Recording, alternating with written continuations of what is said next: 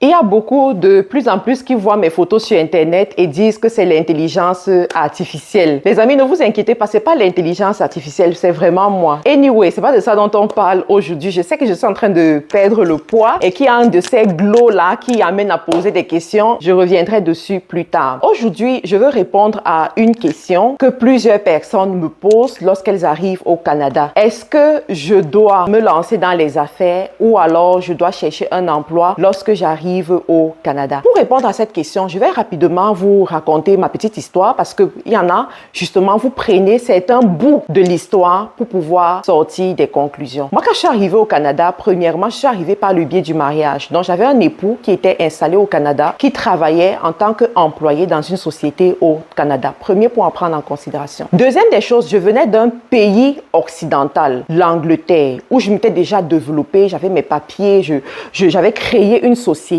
qui marchait bien et cette société pouvait se faire en ligne, quel que soit l'endroit du monde où tu te trouves. Deuxième point à prendre en considération. Donc, quand j'arrive au Canada, effectivement, je me lance directement en affaires. Il y a toute une histoire encore derrière de ce qui s'est passé entre mon mari et moi pour que finalement je prenne cette décision-là. Pour ceux qui sont nouveaux ici, abonnez-vous pour souvent suivre ce genre d'histoire. Je me lance directement en affaires, je fais incorporer ma société parce que j'avais compris la différence entre les différentes sociétés à créer au Canada et j'avais compris que l'incorporation était le meilleur choix pour moi. Je fais incorporer ma société, je me déclare en tant qu'employé dans ma société. Troisième point à prendre en considération, ceux qui sont des comptables, ceux qui sont des fiscalistes et ceux aussi qui sont réellement dans les affaires. Vous allez comprendre pourquoi je mets tous ces points en exergue. Donc, je suis employé dans ma société, j'ai des fiches de paye, je me paye un salaire bien entendu et puis l'activité continue à évoluer.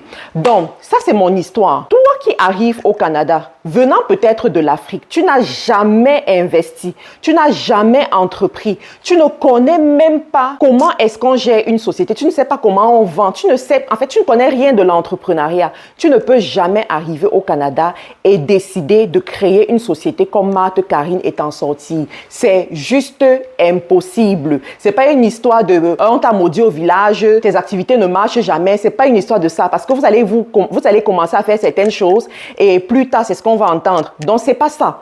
Ne te lance pas directement en affaires en espérant que tu vas réussir comme Marthe Karine. Non. Ce que tu dois faire, c'est effectivement aller trouver un emploi, commencer à travailler pour effectivement rentrer dans le système. Parce que le système canadien, le système capitaliste canadien, comme j'aime souvent l'appeler, est fait de telle sorte que lorsque tu es nouveau dans ce pays-là et que tu dois rentrer dans le système, tu es obligé à un moment donné d'être employé, d'accord? C'est la raison pour laquelle je vous ai dit, j'étais employé dans ma propre société et je me payais un salaire parce que l'activité marchait déjà et l'activité pouvait être gérée quel que soit l'endroit du monde où tu te retrouves. Donc, je suis honnête et je vous dis les vérités. Ce que tu dois faire, tu vas d'abord chez un employeur, tu travailles, tu rentres dans le système. Ensuite, tu testes les modèles d'affaires pour voir quel est le modèle d'affaires que tu peux supporter. Ce n'est pas parce qu'une activité réussit chez l'autre que ça va effectivement réussir chez toi. Deuxième des choses, tu apprends à gérer une société. Il y a beaucoup parmi vous. Vous savez gérer 1 000 $. 2 000 $. Mais si ça augmente, vous ne pourrez pas gérer. Vous ne savez pas comment est-ce qu'on gère une société. D'accord? Donc, tu dois apprendre à faire toutes ces choses-là. Troisième des choses, tu dois apprendre à comprendre l'environnement économique canadien. Parce que l'environnement économique canadien n'est pas le même que celui du Cameroun, n'est pas le même que celui de la Côte d'Ivoire, n'est pas le même que celui du Gabon, du Sénégal, ou bien j'en passe. Donc, tu dois apprendre toutes ces choses-là. Donc, je vais m'arrêter ici. Dis-moi qu'est-ce qui t'a le plus marqué en commentaire, voilà, et donne-moi aussi tes points de vue pour ceux-là qui sont au Canada depuis longtemps, à qui on pose souvent ce genre de questions. Dites-moi qu'est-ce que vous en pensez de tout ce que je viens de dire et abonne-toi, c'est totalement gratuit. Ici, on parle essentiellement d'entrepreneuriat et je crois, par la grâce de Dieu, que toi aussi, tu vas réussir au Canada.